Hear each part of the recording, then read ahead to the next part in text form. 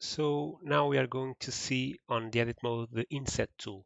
So I have my scene here all set up with the light and camera hidden, and I'm going to select the cube. Also, I'm going to turn the visualization off of the floor, of this axis, 3D cursor, and origins, so I can focus only on the cube. Okay, and also select the screencast tools. Okay, so we are going to object mode. Object mode, we have here the inset faces. So this is a tool that works with the face category selected. So I'm going to select that. So hitting number 3 or clicking over here, and then selecting the face, selecting the tool, and now we have this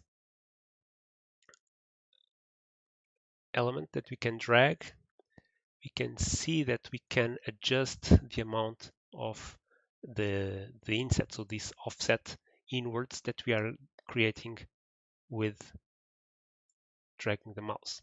So I'm going to inset also this other one, and now that I've created a new face, a new polygon, I'm going to inset it once again.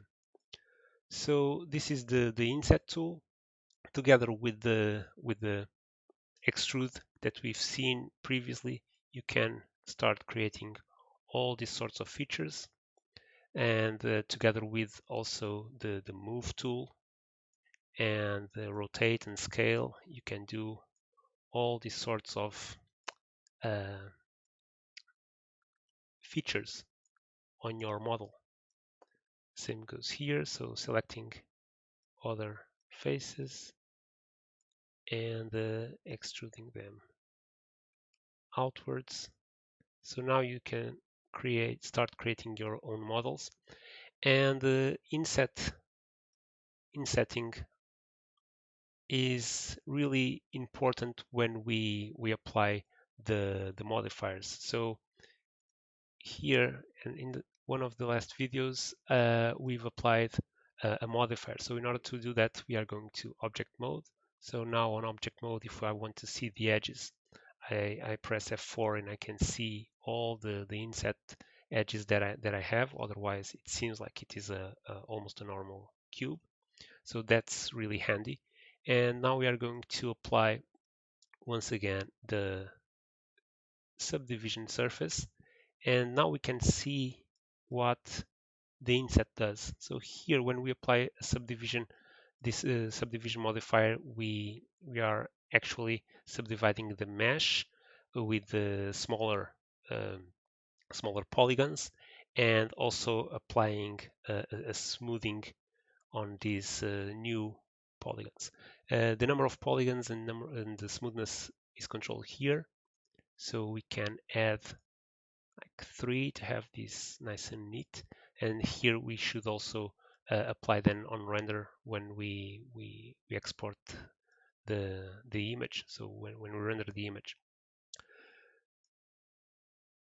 So that's the cube that we created. It's a flat surface. In order to change that, we have to right click and shade the smooth if we want to see this, how it's going to look in the end. So this is our cube.